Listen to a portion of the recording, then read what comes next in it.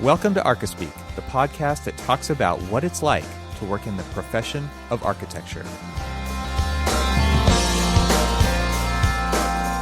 What are the kinds of things that you're noticing about behavior and how this or any other kind of influence? There's lots of different hot issues going on right now, right? There's political stuff, there's law, there's, like I said, California's not even in stage 1 opening yet. We're talking about maybe a month away. We might start to go back to the office, but now with these new spikes, we might not. We might push that out even further. So with all these different influences, what are some of the things that you and I, have been observing about people, right? The people who actually use the spaces that we design and build for them.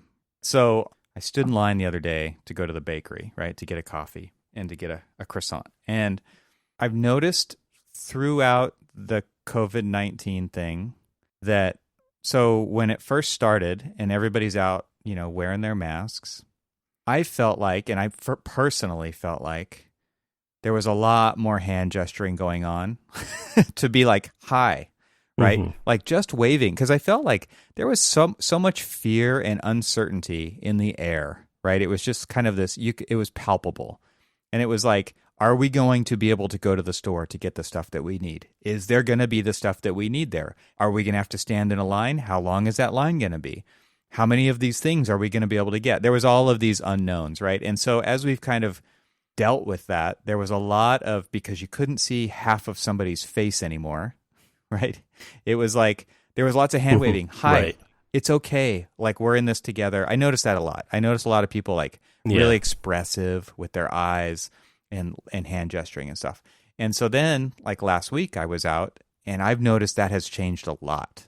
Have you noticed that? Yeah, I've got kind of like some takes from even the early days of, and it's so funny to talk about early days, and we're only talking about just, how humanity is reacting to all of this in just a few short months. I think, it feels like years, though, right?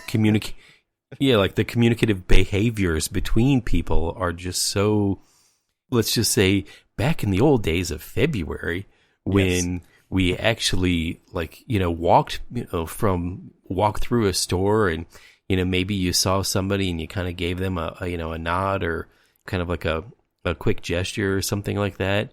And then the evolution of this now, social distancing, face masks, all of these different things.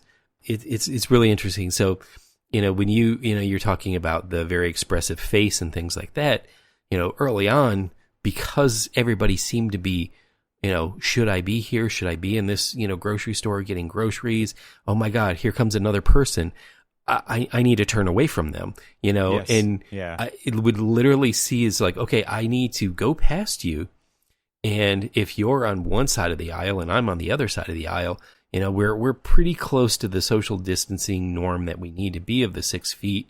And so we'll be fine. But then you would see them turn their entire face away from you and just almost pretend that you're the one with the plague. Right. And so then, you watch that evolution throughout the months and stuff like that. And then, you almost get this, people are very tired of not being social and not looking at people in the eyes or not saying things to them. Mm-hmm. And so, you got to the point of a few weeks ago now that people are, far more expressive with their hands and their eyes. And I mean, it's so funny. It's like, I'm very expressive and use my hand and facial gestures. I never can hide anything when I'm talking because I'm just got an expressive face. So you can very much tell when I'm joking, even though you can only see half of my face, you can tell when I'm trying to crack a joke or be sarcastic or things like that because, I'm just trying to everybody seems so tense.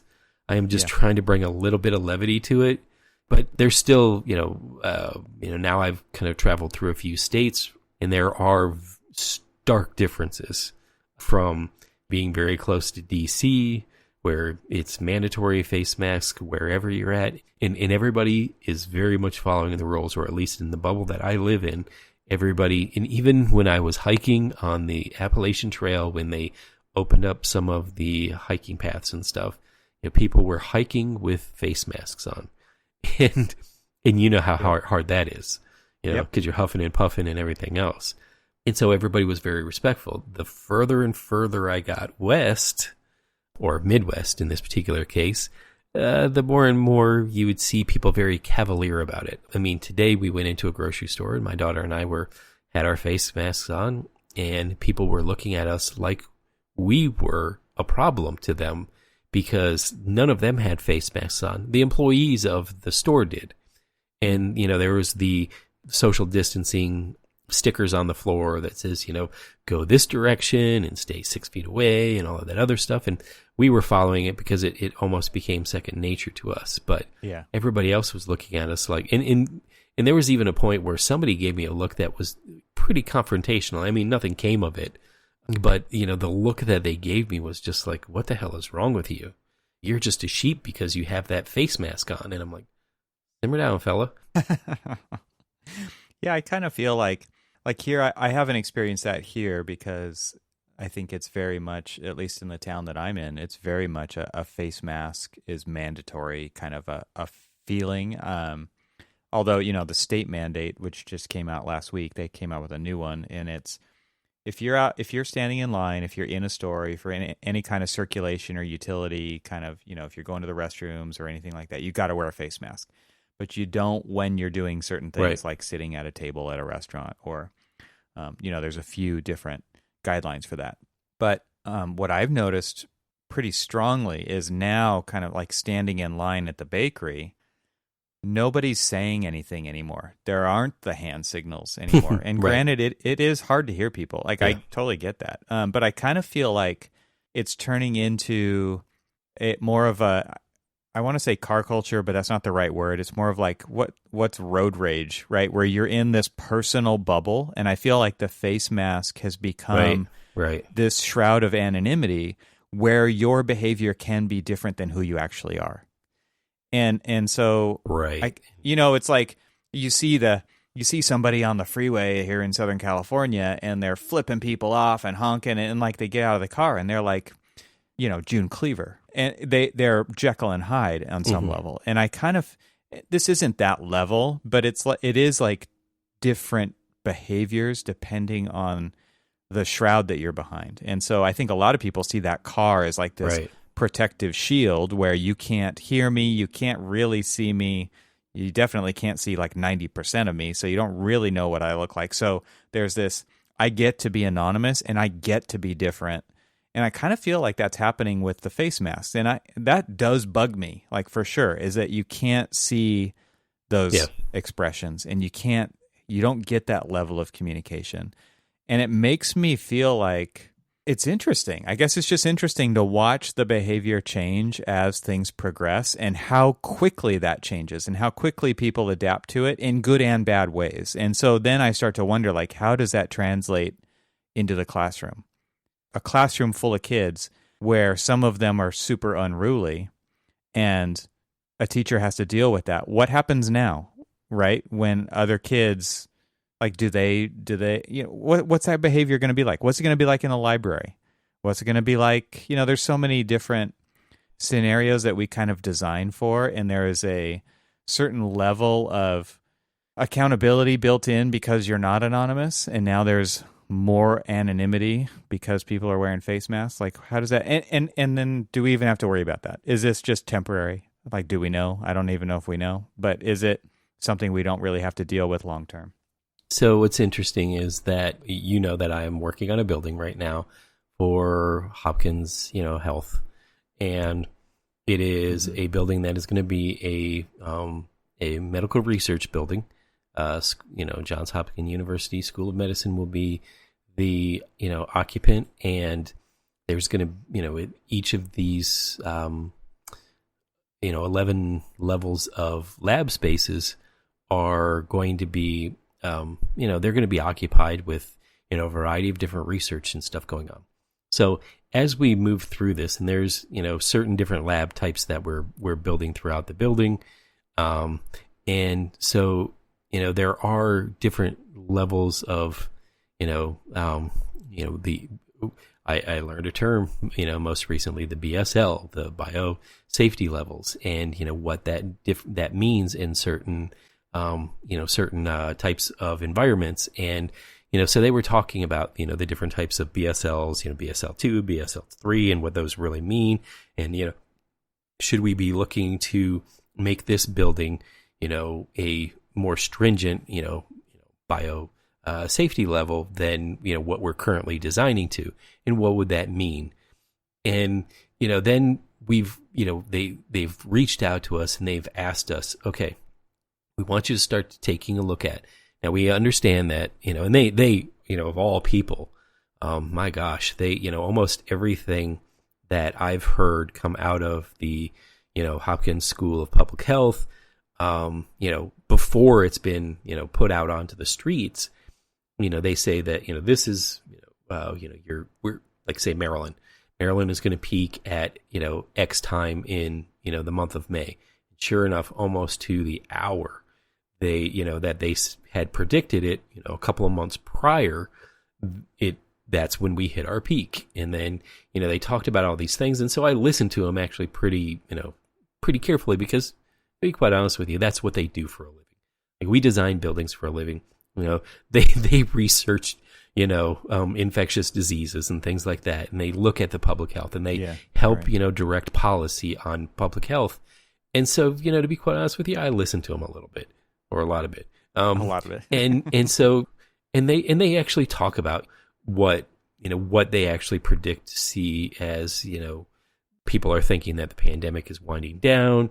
And they say yes during these months because of the type of virus it is, and it doesn't really react very well. But because it is actually still around and it is an active, virus, that when we actually get into the cooler, wetter months of the fall and then into the winter, we are expecting to actually see an uptick in, potential rise in the pandemic. And, and if that be the case, as one of our clients said, we're going to have to learn to deal with this, because this isn't the first. This is this isn't the last. This is the first of many, because of just the way that humanity and nature and everything else is starting to interact. That you're going to see this more and more, and so people are going to have to learn how to live and work and exist through a pandemic, because otherwise, if you actually sit down and think about it,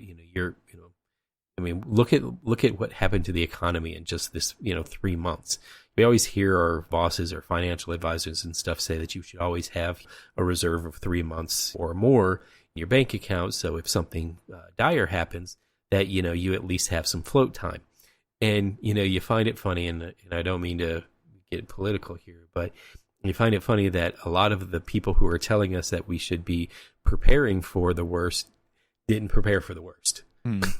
And so, we have, this economic struggle going on right now, where companies are closing down or shutting down or laying off or going through very long-term furloughs and stuff like that.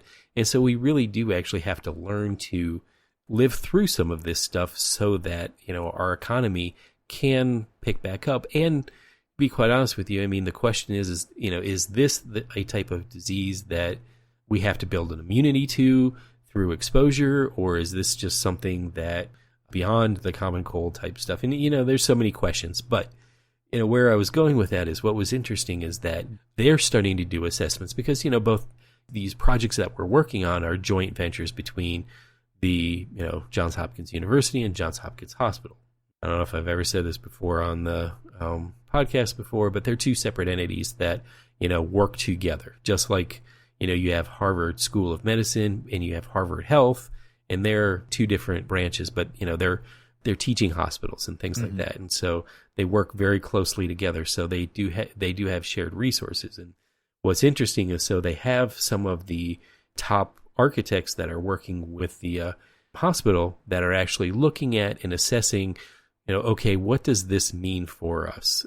It comes down to, how many people are, do you actually have that would normally occupy each floor of that building? And then if we enter into a social distancing type thing, how many people could you fit into that if you do like 100% social distancing? Right. Or if you do a 50% occupancy where, you're only allowing 50% of the total occupancy to actually be on site at one time, And then what does that mean? You know, some people are going to be in the lab, some people are going to be in the write-up stations.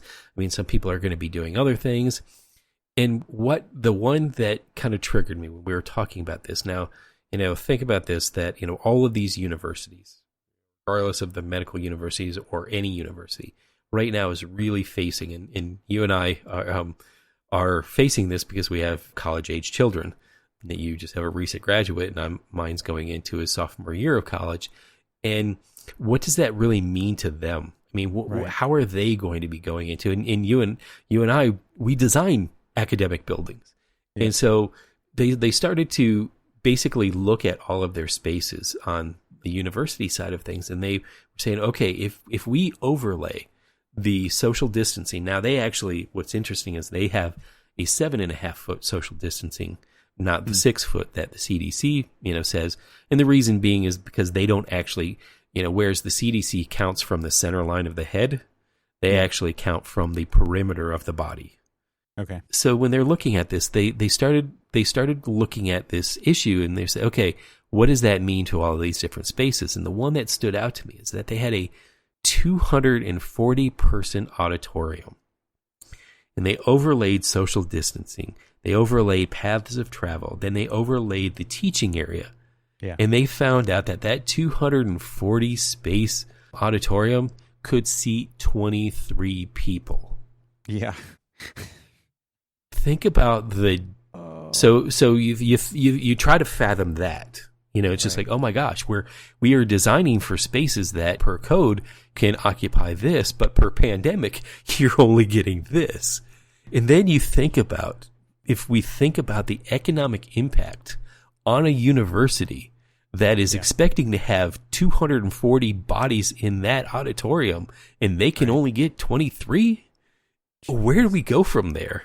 Right. And these are the things that we need to constantly keep thinking about as we're designing these. So yes, we all are going to be designing things for, let's call it the normal situation.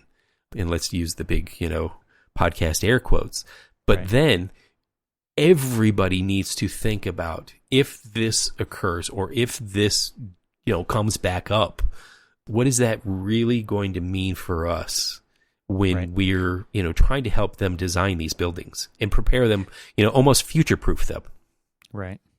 We actually just went through a quick exercise to prototype a tool that basically does what you're talking about. So, and our goal with this was not internal, but external, like giving a administrator of a K-12 school or a teacher in a classroom some tools to help them understand the impact of the walls that are set in the room that they're in, what that's going to have on their pupil population. So try to say that 3 times fast. Yep.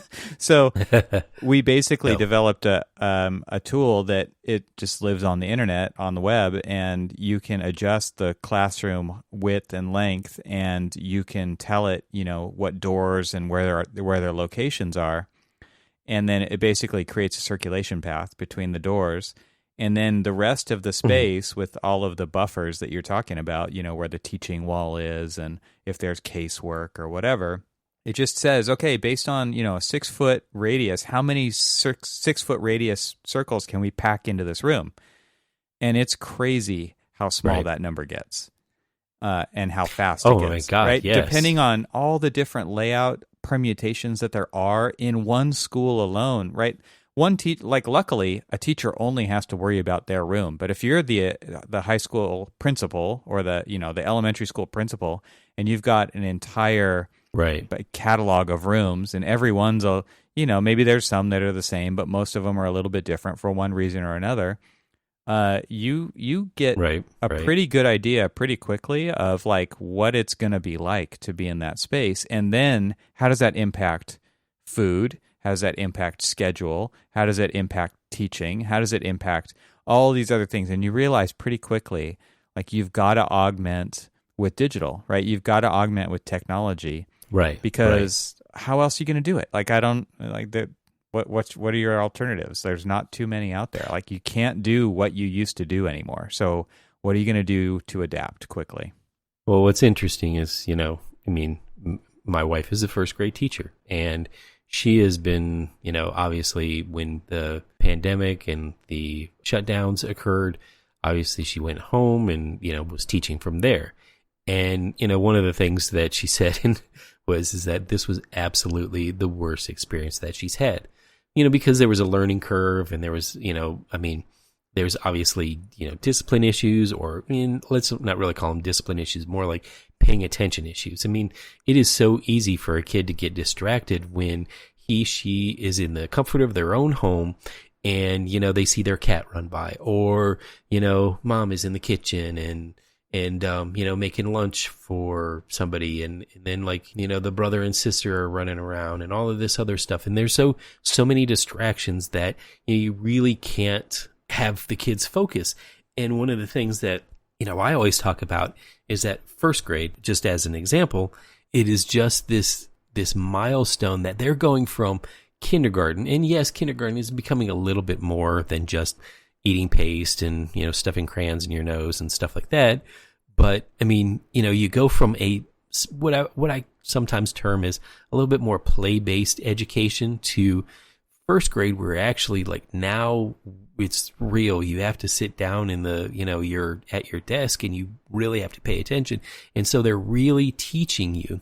I mean, I've got to applaud any and every first grade teacher out there right now that, when you really have got to think about what they're doing is they're creating the habits and the behavior of future learning, because they're literally taking them from, these are the first, pre-K and K are the first time that kids are, really being away from their parents. And so they're now kind of comfortable. And the reason why it's a little bit more play-based than, rigid is because, this is the first time that they've ever really been away from their parents. And so now you're throwing them into a situation where they've got to be students and sit down and pay attention and listen to Miss Phelan talk about all of this stuff. And so she is just absolutely dreading that if she starts digitally, how do you take new kids and basically set the tone for learning, from here on out with them, right, when they're so covered with distractions? I mean, think about how we get distracted, and we try to stay professional as we possibly can when we're on these Zoom chats and calls and all of these other things that we're doing in the digital realm of things. But I mean, even we get distracted, or even we, how many times do when somebody puts themselves on mute, it's because they're either, going up to, refill their coffee, or they're not really paying attention. And I learned this great response because I knew the guy was not paying attention when we were talking, and he came off of mute, and I thought it was a beautiful response. He was like, "I'm sorry, you were breaking up. Can you repeat that?" You just weren't even paying attention, dude.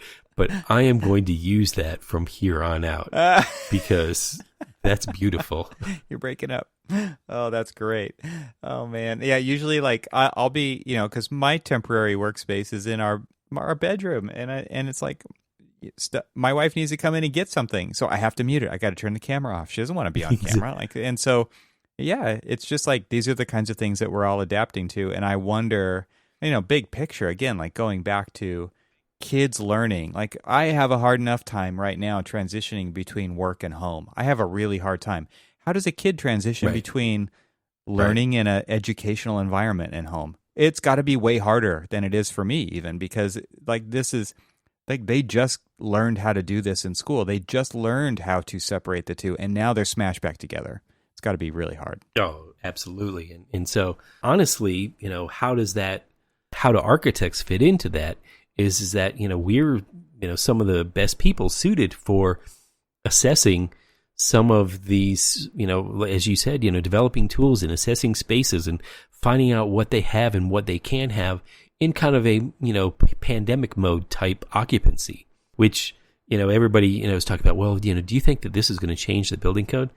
Probably not, because I think this is more, in my own personal opinion, I think that this is more of an administrative type response, that you automatically know how many people you can fit within your building. But administratively, you have to figure out how many people you really want in your building. and how many people you feel comfortable with, and how many people will feel comfortable being in that building if, Evan just kind of sneezed. Right. Does he have the COVID? I mean, I'm not going to sit next to him. Sorry, man. 6 feet or not, dude sneezed. And so it's going to be very interesting, especially in the transition. Now, everybody's assuming that we're going to go back to normal again, air quotes, normal. But, in the meantime, there is that transitional period, and it seems like it's going to be in our, kind of like hyper overreactive world right now, that it's going to be a long time before people are going to be comfortable with a 100% occupied building. Yeah, it makes me even think, there's so many things about buildings that people do not even think about, right? They don't think about the building's central nervous system or the building's, every building has these different systems in it, right? They don't think about the HVAC. They don't think about the way that the lighting affects them. And obviously, lots and lots of things have come to the surface to make people more aware of that stuff. But when you look at the spread of anything via the HVAC system, you start to think about all these existing facilities that were designed with none of that in mind. And how do those adapt? Absolutely. So you and I have both been to schools that were designed in the 20s and the 30s, right? Where all of the infrastructure is strapped onto the exterior of every wall and every surface that you can see, because it's impossible to get into where it's all hidden. And it makes me start to think about, how are we going to make... So what's interesting about that is people don't even notice that stuff, but architects do. And I think architects are really hung up on that stuff, where most people don't care, right? Like, they think of that, if you look at pictures of overdeveloped cities where there's 50 satellite dishes on the side of a building, not just one, right, at your home, but 50, or there's just wires spaghettied on the outside of a building to make all that stuff work, or they added an elevator to the side of a building, right, and it's just strapped on. There's ductwork flying everywhere. And so you start thinking about how, like, people just don't care about that kind of stuff, and we're so obsessed with the aesthetic and we're obsessed with the space. But what do you do with all this existing infrastructure that's already out there? Do you just and I think a lot of that stuff is pretty interesting, right? Like, I like to take photos of that stuff. I've got photos on my Instagram of like crazy electrical panels and conduit and wiring, and that's going to happen more and more, right? Because you start to look at, like, even returning to work, and people aren't allowed to use stairways in tall towers, right? Unless it's for an emergency only.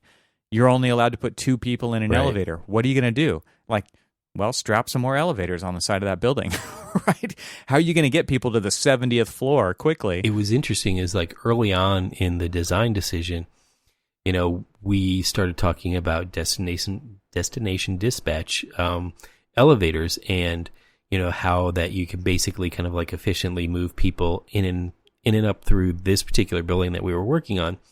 And they're, not really that normal in most cases, and it's sometimes cost prohibitive. But the interesting thing about those is that, if you've got like 15 people waiting for the elevators, it's going to say, okay, people going to floors X, Y, and Z, you're going to take this elevator and it's going to get you there faster. And if you're going to the 5th floor and you're going to the 12th floor and you're going to this floor, you're going to take that elevator, and that elevator. It's more of a logistics they're problem. all programmed to like run off those.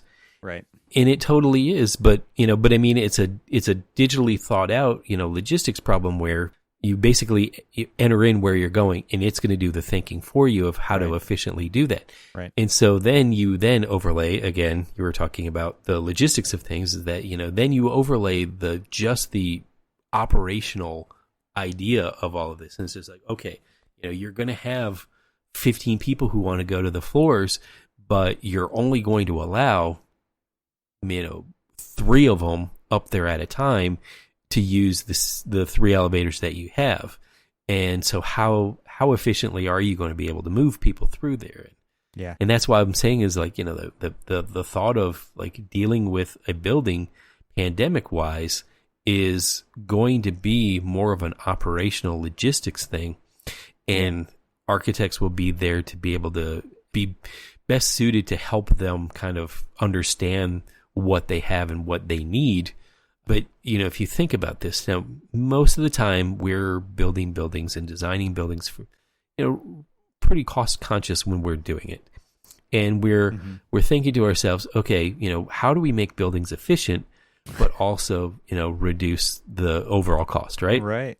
Yeah. No, I mean, typically things are designed to the absolute minimum that they need to be. Exactly. And it's so tight. So there's no real flexibility in the whole overall design of a building. So if you need to run new ductwork so that you can, do more filtration or treat the air a little bit differently or things like that, most buildings don't really have that flexibility in them. No, and so then that goes back to what you're saying is like strapping things along the side. I mean, if you look at the evolution of, and I'm just going to use, I'm going to continue to keep using Hopkins as an example because it's a historic site that has got historic buildings and newer buildings and old buildings and basically every kind of generation of building type, throughout the thing. And if you go to the aerial map of it and you look at the evolution of these buildings, you see, okay, the mechanical system was in a big penthouse. Well, then the building, use changed. And so the mechanical use changed. And so there's a greater demand. And so not only do you have everything jammed within that penthouse, but now you're adding stuff to the roof and, you're building stuff on dunnage and now you're running ductwork down the side of a building and, and you're doing all of these different things. And that's the evolution, that these buildings have been forced to do. And so, we have this conversation, probably you guys do too, but we have this conversation. It's like, financially, what is thinking about designing for pandemic responses going to do? It is going to make buildings, because they're going to be overly conscious, trying to get as maximum flexibility in them. And then what happens if we do actually, okay, we're going to be at 100% occupancy, but then what happens if we do have a pandemic?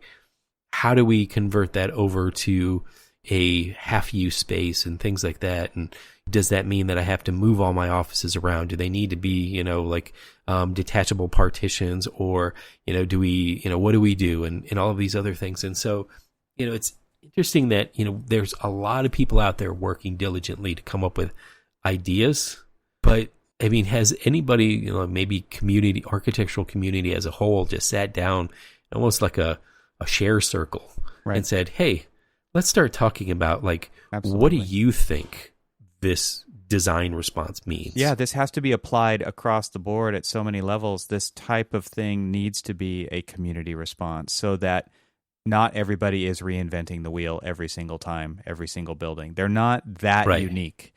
And I think what's interesting is you've kind of talked through this whole thing and you started off by saying you don't think that it's going to change the building code. I think you've pretty much convinced me that it is going to change the building code because you have to build additional scenarios in that have never been required before. And like we have kind of started talking about, this is the first of many of these things that are going to happen. And so I always, right. You don't want to over respond to the first one because obviously things are going to spike and then settle. But at the same time, you kind of have to go to that next level and say, how does this affect the code? How does this affect policy? How does this affect the advice that we give people who are building buildings or in the middle of building or designing buildings right now so that those buildings are effective and flexible and they do allow for some of these things that we're talking about. It's a very complicated problem set, and it seems to me like the really engaged brains, the better on this kind of a thing, so that we can come up with guidelines that help the greater community, not just small little silos here and there. Totally agree with you. I don't know if I feel any better about this. Well, the thing is that you literally have to be, I constantly call myself the alarmist on the project team because I'm always raising an alarm one way, shape, or form. And so, okay, well, if you're going to do that, then have you thought about this, and this? And, those are the conversations that we as architects and, we as architects need to lead our clients in having. We need to have them amongst ourselves with, okay, well, what does this really mean if you do that? And then we need to be the educator to the clients. It's okay, if you want to do this, this is what you need to do. And you need to like, come in with your whole, like, how like a lot of times we go into project meetings and you don't really want to overwhelm the client. So you bring a small group of people in because, again, you just don't want to overwhelm them. And I don't know if you've ever had that, but I have that all the time where it's just like, you show up with 10 people and it's like, what? Just a small group. And you're like, whoa, why? But now, honestly, that's where the conversation is going to need to go. You're going to need to have a room full of experts. Right. And I'm not going to come in there as an HVAC expert telling, you that this mechanical system, whereas I may understand the mechanical system for, medium to large size buildings and things like that, I'm not going to be the one who's going to tell them, what they need to do with their particular equipment. And I'm not the one that's best suited for assessing their existing equipment and saying that, okay, to meet pandemic needs, you're going to need to do, this to your equipment. I'm going to say, okay, here's what your building has right now. And for you to operate in this mode or that mode or that mode, you need to do this or this or this. Right. And so we're going to be bombarding them with so many experts on the matter just because as much as we're convincing ourselves that this is the way it should be, we need to convince them that this is the way they need to do it. And then they need to then overlay and inform us, overlay their operational sequence of things and say, okay, this is how we operate our building on a normal, but, help us understand our building so then we can tell you how we would then operate our building on an abnormal. It is interesting to think about when you're dealing with that layer of, some may call it bureaucracy when you're designing the building because they're not typically the end users.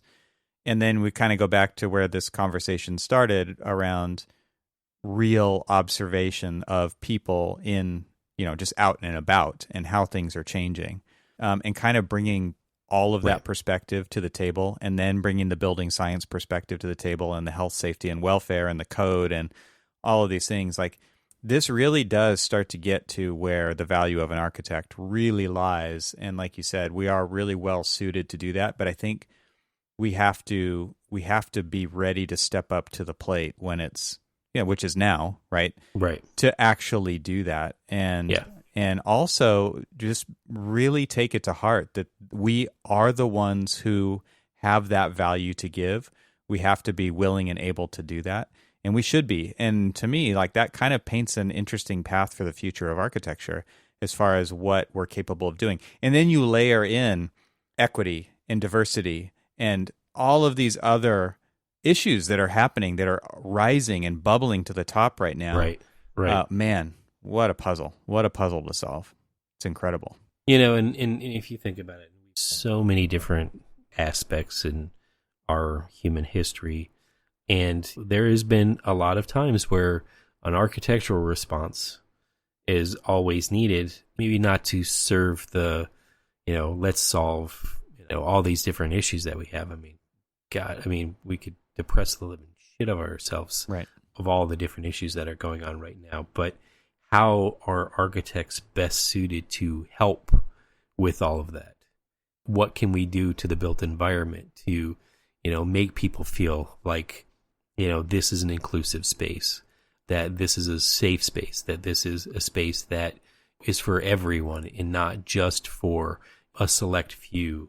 Having the hard conversations, talking about, does, normal operation of certain building types promote certain behaviors over another one? And, to kind of take it back to, one of your original thoughts on, like, just being that almost sociologist, just looking at people and how they act and interact and come in as a community, and just looking at them and trying to understand, what can we do to help this, make this situation a little bit better? And, it's creating, spaces that have far more open arms than closed and shut off. What's interesting is, like, you see one of the things that I thought was kind of almost I don't really want to call it a disaster, but it was some interesting thinking that was going on during, the rash of school shootings. And I'm absolutely not making light of the situation, but the architectural responses that were coming from some of the, quote unquote experts, but they weren't architects. were these defensible spaces that were essentially creating like a prison-like environment. I was going to say the same thing. And you talk about, is this an enriching space? Is this a space that promotes equity and, and just, like in everything? And yes, we are trying to protect, people with, certain aspects of how we design, and, let's just talk about schools and how we design schools. I know that you've thought about it, and I know that I've thought about it on numerous occasions when we were doing K through 12, on how do we make a safe environment, but also an enriching and, learning environment, an environment that they feel safe, but is also something that, promotes education. And, there's just so many different layers upon layers upon layers that you need to take into account, that really who is the best person to have at a table when you're talking about policies that, affect the way that, you would design a building. You have like these, all the, again, like I said, all these different experts that think, about, and I'm blanking on the acronym for, basically school safety, that had, come out through numerous different, meetings and stuff. And, I was doing some research, and not one person on that committee that was looking into school safety was an architect. And that was the one person that they needed to have at the table. Listen to all the experts about, defensible spaces and stuff like that. But then how do you actually implement that idea? Well, who's best to ask but the person who's going to actually be implementing that idea? Absolutely. Yeah, I think we're at we have a unique opportunity to revolutionize architecture here and the value of an architect. And we just have to be willing to step up to the plate, right? And rise to that occasion to make it happen, or to help make that happen, or at least give it the opportunity for that to happen.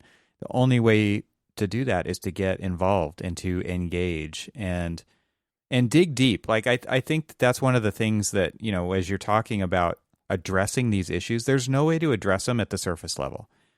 You have to get educated on all of these different issues and start to connect the dots between them. And otherwise, like you're just barely skating by, right? You're doing the absolute minimum. And I think that our clients deserve more than that. And I think that society deserves more than that from us as a profession. So it would be really amazing to see, the AIA or any other professional group of people start to publish information that's useful for all architects. And maybe that's happening. Maybe I'm just not aware of it. I would love to know if that is happening so that we can help promote that on this show.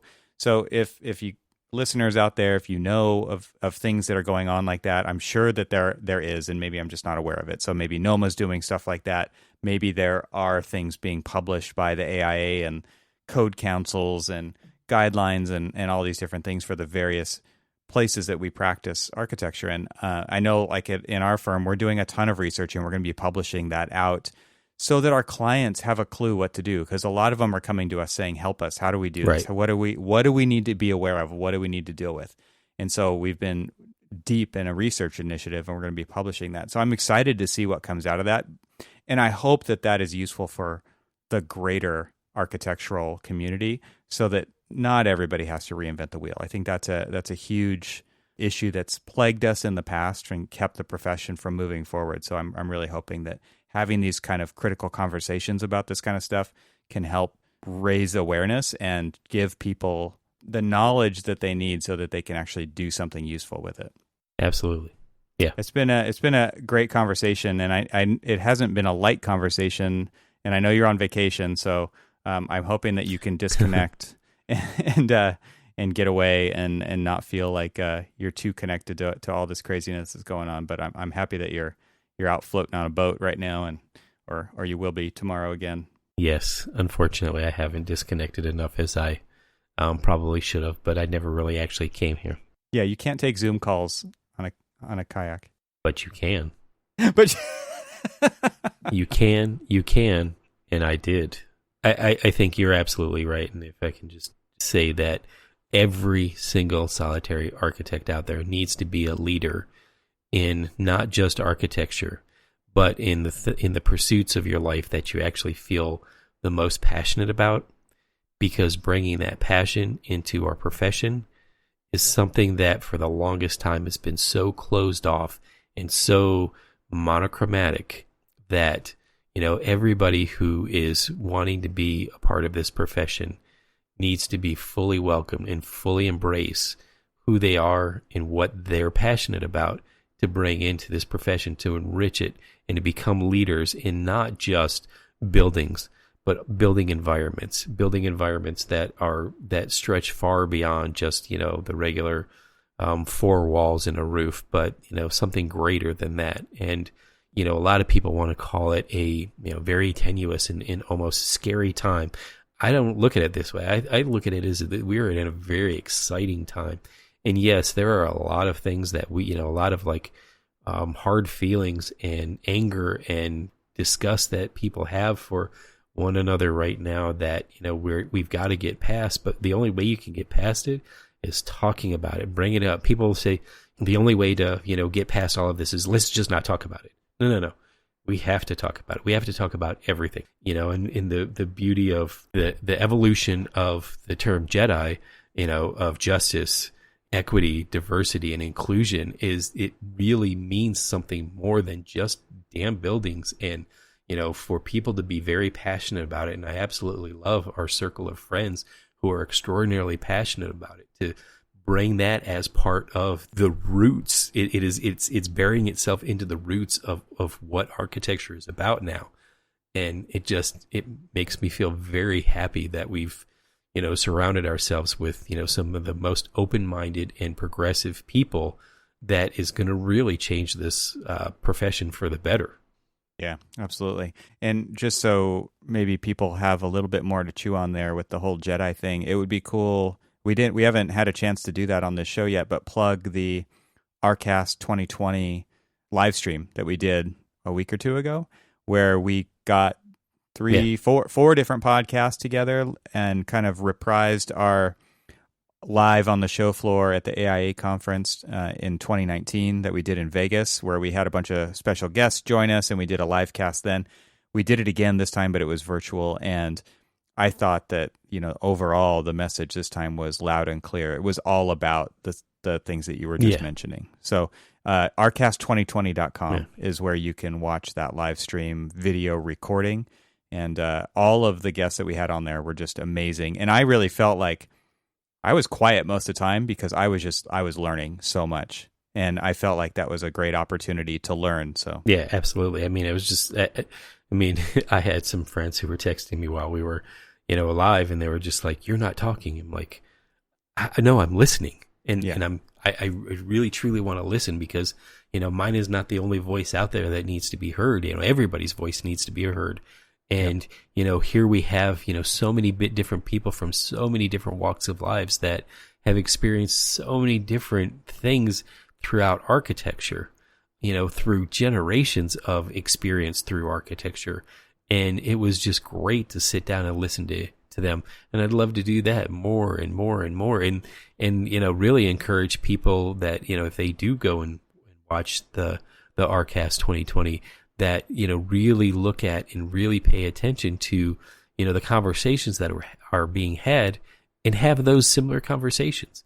Have your own conversations about how you're going to improve everything about architecture. Throughout the life of this podcast, we've talked about diversity and equity and live-work balance, and just, how things are within the actual office and how projects run, and just all of these different things. And we're at an opportunity where the wealth of information that we have within this profession can make all of that so much better if we're just willing to listen. I think that's a great place to cut it off. Until next time. Yeah. Thanks. This was great. Yeah. Good conversation. Have a great vacation, Cormac. I'm really happy that you're out and about and not stuck at home like me. Single tear. All right, that might be all for this episode, but maybe listen to the end just in case. This show is part of the Gable Media Podcast Network. See all the shows at gablemedia.com. That's GABLMEDIA.com. You can help support what we're doing here by leaving a 5-star review on Apple Podcasts to help get the word out, and don't forget to share it with your friends. We'd love to hear from you, so leave a comment on the website at archispeakpodcast.com, where you can find our entire catalog of shows. Thanks for listening. Talk to you soon. This is what you get. This is what you get. This is a schedule. This is a set. It's unpredictable as you forget.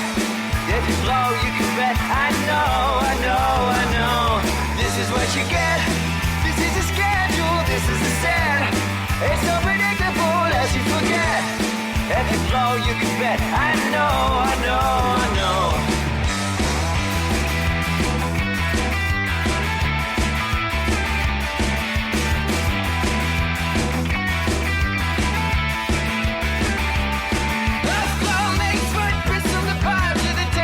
Top to the basement. Blow by blow, kinds of steel, very real, very rock, but it's still very rock body. Paper, scissors, sister, preach, deep, open the reach, fast synapse. Right jumps on pages after still the rages and news, and a toy book. And this is what you get. This is what you get. This is a schedule, this is a set. It's unpredictable as you forget. If you blow, you can bet. I know, I know, I know. This is what you get. This is a schedule, this is a set. It's unpredictable as you forget. If you blow, you can bet. I know, I know, I know.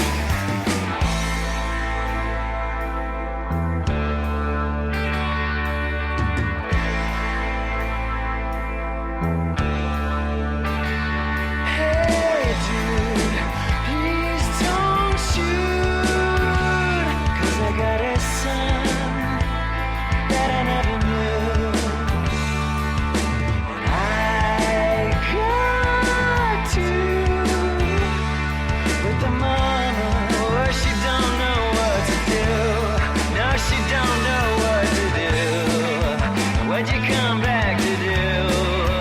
What'd you come back to do? What'd you come back to do? To do, to do, to do.